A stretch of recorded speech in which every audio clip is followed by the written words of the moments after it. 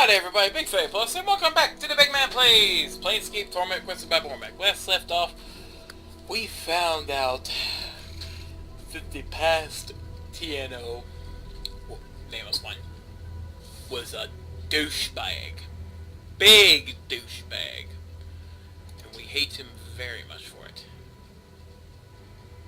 Several fish froze. Why would you freeze fish inside the tank? You're an idiot. Sassy turns to you and fixes you with a tired gaze. A dark sack beneath his eyes. Looks, you've not been sleeping. Again. You again. Giannis frowns slightly, stares at you. What is it you want this time? Had some questions? Let's see here. There's another legacy.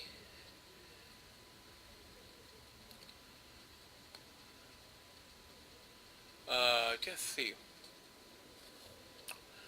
There's 3. Let's see. Try to find 4. Oh, actually come to collect the legacy of a young woman. Indeed. Very well. Do you remember the legacy in question? The young woman's legacy is 687KS. Ah! Giannis nods. It seems you spoke true. My daughter was known to you then. He sighs. Hold a moment, and I will see what was left to you. I couldn't carry any more, so I had to drop it. Of course. All the articles are accounted for. Giannis was holding 3 scrolls in his hands. I had no idea she had established a legacy here. He is staring at them, almost hypnotized. Here you are, if I may. May I read them, sir?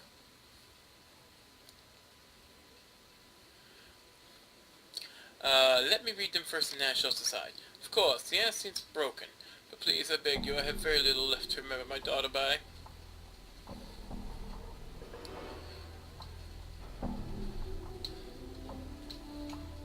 Let's see. Also, vow, I promise I shall have a chance to... I promise you'll have a chance to look at him. For now, however, perhaps there's something else I can help you with. You can help with. Okay, Giannis, there is a sensory stone in the sensorium that contains a fragment of your daughter's experiences. His eyes blaze with hope. There is? But which one? You must tell me. It's one of the sensate sensory stones. If you're not sensate, you could not gain access. He thinks for a moment. I must find a way. Perhaps it would make an exception for her father.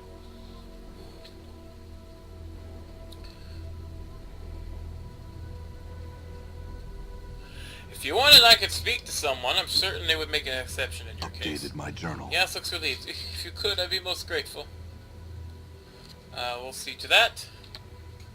First, I've got to move some shit in my inventory. Healing scroll. This tissue-thin Valium scroll is part of Deanara's legacy. The scroll is neatly rolled up and wrapped with a red ribbon. When the ribbon is opened, the healing magic contained within the scroll is released. The scroll will heal even the most critical wounds, disintegrates in power when used. Okay, so we have a healing item. Here, how about you hold this for now, everybody? Let's move around so I can pick this shit up. Oh, heart charm and Deanara's ring. Ooh. Deanara's wedding ring. Oh, +1 all saving throws, +1 arm class, +3 arm class for piercing. Usable on this one. This ivory ring was part of Deanara's legacy. It radiates a slight glow, and though it is cold to the touch, the chill is strangely comforting. The ivory band stretches to fit the width of any finger. Among the main secrets of the size association is the ability to shape a particular stone from Elysium, dubbed Soul Stone. While this stone is not as powerful as the sensory stones, the Soul Stone is said to carry an imprint of the Shaper's feelings. These rings are often used in the sensate marriage ceremonies. Each ring was described with the feeling of the other. This ring is obviously intended for you. While wearing Deanara's ring, you gain added protection from all attacks and additional protection from 8 piercing attacks. Presumably, the ring's purpose is to shield the heart from shock and trauma, and this extends to any physical pain the wearer suffers as well. Let's see what we got here. Magus ring, Impus biting ring, which I can never ever remove.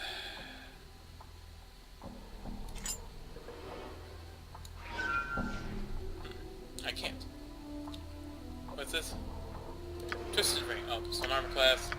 Oh, so it gives me armor class anyway, so... Whoop, beep. And I'll give you this ring. Because that should be better suited for you. Because, you know, armor class and all that jazz.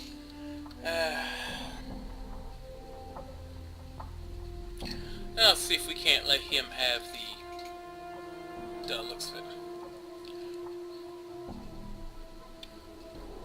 Oh, I better go do that. Whoops. Guess I should, you know, do that. I will be right back. Alright, here we are back. Can you help me?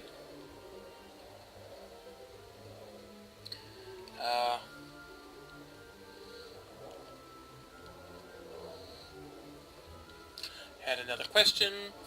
There is a man, Iannis, whom I was hoping would grant temporary access to the private sensorium. And for what reason would we allow such a thing? Because one of the stones there contains a fragment of his daughter's experiences. She died far from home, and not having seen him in a long while, and he mourns her loss deeply. Updated my journal. Splinter nods, thanks for a moment, then nods again. Yes, we shall allow this Iannis to enter the private sensorium. Well escorted, of course. You may tell him he has permission. Thanks, very well, Splinter. Let's go back and tell Iannis, who I'm sure is going to be very, very happy with this. Hey, Iannis! See, as he turns to enter, and his eyes light up, hopefully. Ah! At last! Were you able to convince them to grant me access to this sensorium? Yes, they agreed to give you access to your daughter's sensory stone. Thank you, Thank you, good sir. Thank you. I'm in your debt. There's no trouble, Iannis. Please, go see the experiences of your daughter. I think they might ease your troubles. Updated my journal. They also might piss him off and want him to come after us,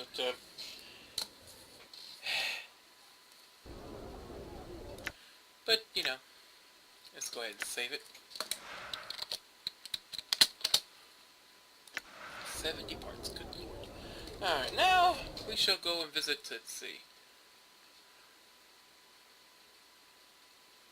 the Arts and Curio Galleria. Never been here. Imagine it's going to be quite interesting.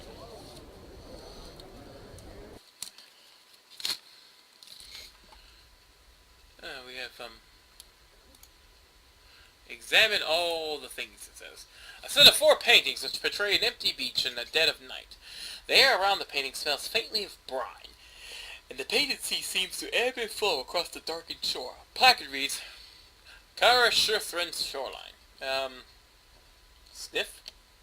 So the painting strong to you. Touch the painting. You place your hand to the painting, not knowing quite what to expect, but it's merely a texture of painted canvas that you feel beneath your fingertips, okay? I don't know why I need to... Okay. Several shards of black crystal or ice swirl within the freezing wind that this ornate pedestal gives forth. Each shard looks razor sharp. Touching or grabbing one could be perilous. A placard on the pedestal reads, Dark Birds of Ocanthus.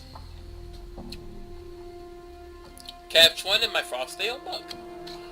You dip the mug into the icy wind rising from the pedestal, catching a small shard with a slight clang. Peering into the mug, you see that the dark bird is a razor-sharp sliver of black ice. Only the mug's magical properties prevent the shard from melting away into nothing. Okay. This painting depicts a shore scene with a wide reddish-orange sun setting behind a peninsula or a large jetty. The scene, though unoriginal, is breathtaking. The play of the fading daylight across the water is captured perfectly, but staring at the painted sun for any length of time makes your eyes ache. A packet reads, Son of Velas. Let's touch it. Oddly enough, there's nothing unusual about this surface of painting. Yes, we're going to examine all the paint-a-mimings. Because, yes. This paint shows an enormous granite keep, a hideous thing long and low, covered in leering gargoyles, suspended in what looks to be the night sky. A cloud of crimson and violet vapor whirls in the background along the right side of the paint. Shut up, watch. A placard reads simply, The Library. That's some library. What the fuck is this? The hundreds of chips of translucent green glass which make up this stained glass window don't appear to be held together by anything, but rather remain free-floating and mysteriously suspended within iron frame's boundaries. The shards ripple and move in slow waves, causing bizarre patterns to fluctuate across the window's surfaces, as various portions of it reflect the gallery's light in different directions. A small placard beside the window reads, Arcadian stained glass window. Touch it? Reach out to touch the undulating glass shards, but find you cannot do so. Your hand stops just short of the surface of the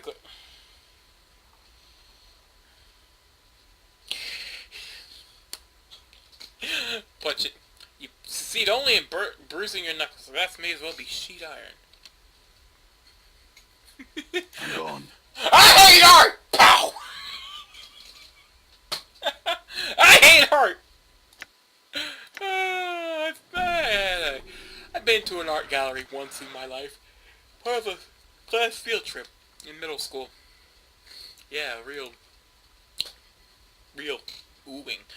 The painting is a dark cityscape, a faraway view of some giant center of civilization being burned to the ground. The streets of the place are empty, however, absent of soldiers, refugees, and even corpses.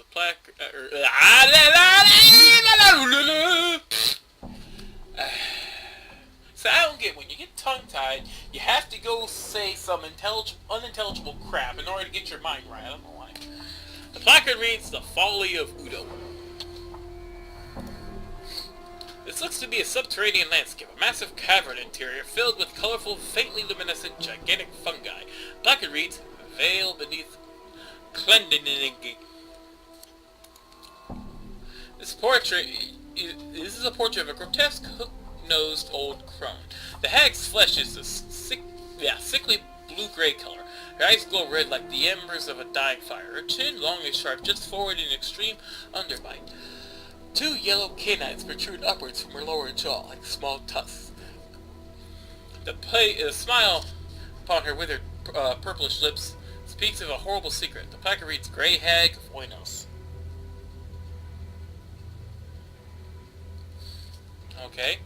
As you begin to turn away from the painting, something in it draws your attention. A strange tingling sensation arises in the back of your mind. A memory, a beginning to surface. Try and recall. For 300 sprints. You recall standing confused in a maze of briars. The hideous crone from the painting is before you, cackling wildly. You grit your teeth in frustration, wondering why she's laughing at you. My poor, dear, lovely man-thing, she croons. Why, that was your first wish. She points to a single bony clawed finger at your forehead. Your temples begin to throb painfully, and you can remember nothing more. Okie dokie, artichoke. And we got a statue here. The statue looks like it's about to make some angry proclamation. The sculptor has captured the essence of fury magnificently. The chiseled tension lines around the neck and forehead alone must have taken many long months to get correct. Fine cracks run over the entire statue, and there's a plaque attached to its base. Read the thing. The plaque reads, This statue is believed to be the final fate of the Ethersian sorcerer Gangroid the Haydn. I'm just calling him Gang. Attacked by a conclave of rival sorcerers at the height of his dream madness, he was imprisoned with a spell that turned his flesh into stone. Gang is said to have been frozen with a final awful curse still upon his lips. A curse so terrible that it was never meant to be spoken by the lips of a living man. Okay? Statue looks like he is about to make some... Okay. Examine the cracks. You carefully examine the cracks around off, like a network of fine black veins along the statue's surface. At one point near the center arm is a section where the entire splinter of stone looks ready to come off. Let's save first and see if I can frick with it. Probably a bad idea. Examine the cracks, break a piece off. You reach for the section of forearm where the cracks have formed. Grip it firmly and strike it with your forge hammer. Ah, there is the barest sound of metal striking on stone, and a splinter the size of a dagger snaps off of the snatcher. Got it. 4,000 experience! I guess because I am a godsman I could do that. Because I had a forge hammer. As it comes free, you feel water begin to trickle in the back of your hand. You watch A tear well up in the eyes of the statue as a splinter of the arm comes off in your hands. You quickly and quietly tuck away the splinter and turn away from the crying statue. Ooh. Done. I think because I'm a godsman, I could do that. I just committed vandalism. Vandalism!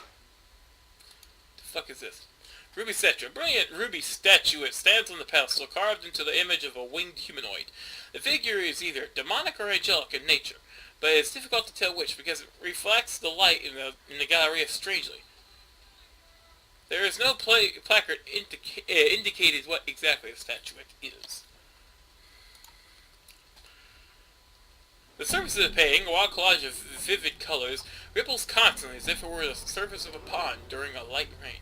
Placard reads, Wave Motion Study number 7. Touch it. You place your palm against the canvas. You cannot feel the ripples themselves, though a cool tingling sensation passes through your hand at first contact. What the fuck is this? Done. Hey, get over here. What the hell is this? A massive horn of beaten lead, wound with brazen chains. The horn is horribly mangled, and some tremendous force had crushed it. Jagged blades protrude along its length, almost as if it were meant to be used as a club by some gigantic creature, as well as a battle horn. A placard mounted beneath the horn reads, Cleansing Horn of Acheron.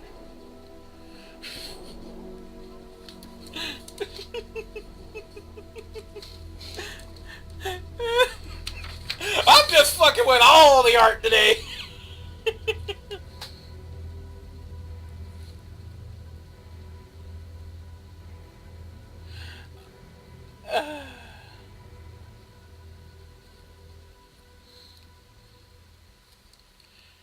Oh, I can actually...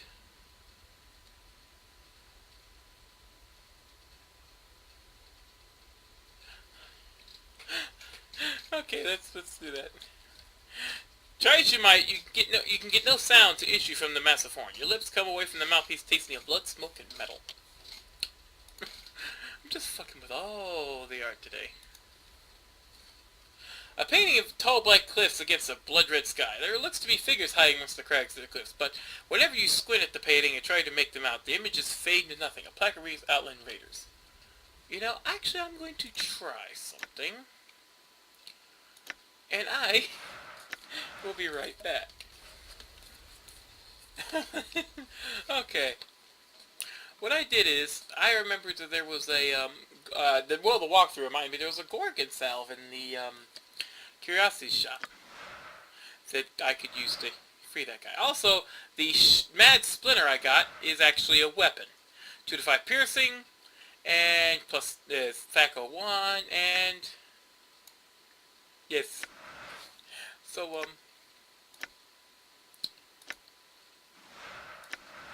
I'm gonna apply the Gorgon salve to the statue. You smear the foul-smelling ointment over the statue. There is a strange shimmering around the statue, and you watch as the statue takes an intake of breath, and the eyes of Gang fill with blazing vengeful madness. Let me see here.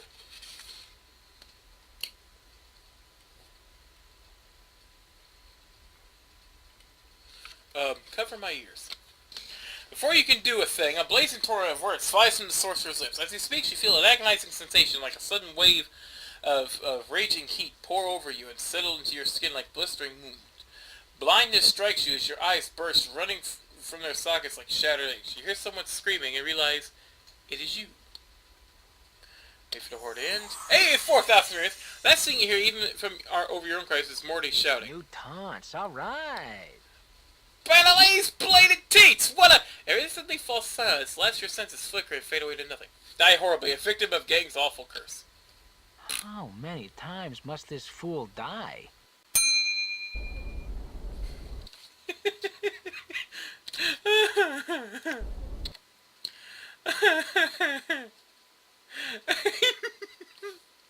I died. I died and I'm back here. Where the fuck?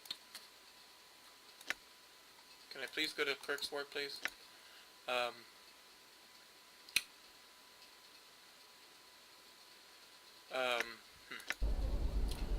Well, don't know why I'm back here. Give me a moment to get back. Son of a bitch. Well, I I died and got sent back to the lower ward there, so... Statue, in truth, the once petrified sorcerer gang, is simply gone. Presumably have walked off without leaving so much as a note of apology. It's like, probably looked down and went, I'm gone. ooh. Okay, let's see where I was. Oh, he gonna be pissed. Oh wait, he's dead. I'm just gonna walk off. Painting of a tall black cliffs against a blood-red sky. There looks to be figures hiding amongst the crags on the cliff, but whenever you squint at the painting to try and make them out, the images fade into nothing. Placard reads, Outland Raiders. What the hell is this? An animated bloody iron chain, coiling and uncoiling upon itself. The chain itself seems to bend and weave like the spine of a snake. A small placard reads, A chitin's animate chain from Jangling Hitter. The chain is slightly warm to the touch, as if it were alive. You notice a various barbs, tiny hooks, needles, and other small bits of wood along the chain's length. Lovely. The painting is an abstract work of greens and purples, rise and ripples as it's watched. Close examination reveals the actual painted image is changing, rather than the canvas itself. Placard states, moment's glance from the walls of Mokama. Let's touch it. You place your hand upon the painting as you suspect it is not that the canvas is physically moving, but the painting image itself is changing. Excellent. This painting shows what looks to be an indefinitely long stream of bilious green gas stretching off into darkness. The horizon of a blasted rocky plain can be seen in the lower right-hand corner of the painting. One is given an impression that the head of the green cloud is rearing to strike down upon it. Placard reads, Has off at the consumption of Nagar. Pleasant. Alright, let's go ahead and save. And now let's talk to Yavanna. Before you is a well-dressed elderly woman in a gown of peach-colored and golden thread. She stands quietly, her hands folded together primly, and nods in your direction. It is then that you notice that she has no pupils. Her eyes are entirely white. Greetings, sir. I am Yavanna. Welcome to my galleria. Feel free to look about, spending as much time here as you like. Should you have questions regarding any of the pieces, do not hesitate to ask me of them. Oh, sure, I had some questions. One moment, sir. Your voice, it is heavy with age and wounds. Would you be some kindness to permit me to touch your face? Go ahead. Yavanna smiles, gently running her hands over the skin of your face. She frowns, looking slightly puzzled. So many scars, both old and new. They seem to... She touches the side of your throat, flushes, and then pulls away. Pardon me, sir, I was curious to see how far they went. It's fine. And therefore, my whole body is scarred. She nods. I had some questions. Let's see. Can you see? I cannot see, but only because I do not wish to. In time, I will allow my vision to return so that I can re-experience the contents of my galleria with the benefit of new, fresh eyes. Okay. So, do you know what this little cube-like toy creature is? Yavanna takes time and drags her fingers along. She feels along the exterior of the object and then hands it back to you. It's more than just a well-crafted toy Mordrin, that's for certain. Maybe some sort of puzzle box or portal key. What's Mordrin? Mordrins are a race of lawful, orderly beings. They come in many shapes and forms, each one occupying a different level in the rigid Mordrin hierarchy. I think this sort is called a quadron. Okay. Now, see, you can ask her about these, arts. But, why? The main thing here is Ravel. Do you know about Ravel Puzzlewell? She is a night hag, one of the eldest great sisters of the Ways, who came to Sigil many centuries ago to pursue arcane experiments. It was believed that these experiments were against the lady's will, and that Ravel was thus banished from Sigil, imprisoned within one of the lady's mazes on the ethereal, where her body rests this very day. Go on. Ravel was said to have been a master of riddles and puzzles, but it was believed that one riddle, one question in particular, was said to have plagued the ancient night hag. What can change the nature of a man? The issues She issued a challenge to any who were interested. She promised to instruct any who came to her in her craft, if they could only answer the question to her satisfaction. If they could not, they consented to be her next meal. Many died coveting Ravel's teachings, and it is believed that until her final hours in Sigil, Ravel never discovered the answer to her question. Lovely. She ate people. That's not nice. Ravel's crime was believed to be some means of trying to shatter the cage, trying to crack open Sigil itself for some unknown reason. Evasize. This is all I know of her. Okay, thank you very much. Unfortunately, I do not know how long I spent inside the art gallery, as that when I paused to take care of the little Gorgon thing, I accidentally reset my timer. So, kind of screwed myself on that.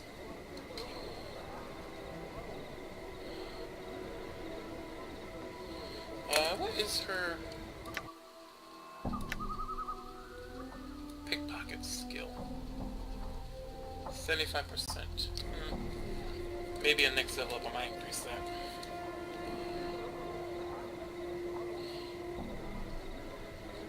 So, what are we going to do now? We have a little bit more story on what's going on, and we have a shard in the cup. Find out next time on the BygMan Plays! Planescape Torment requested by Bormac. Until then, it's Big Fatty Plus, sayonara, and remember, when you go to an art gallery, don't interact with the paintings or exhibits directly, because you never know if you might end up waking one up and he finishes the curse and kills you, and then walks off without saying sorry because, well, he thinks you're dead. He's a douchebag. If I ever find gang, I'm gonna kill him.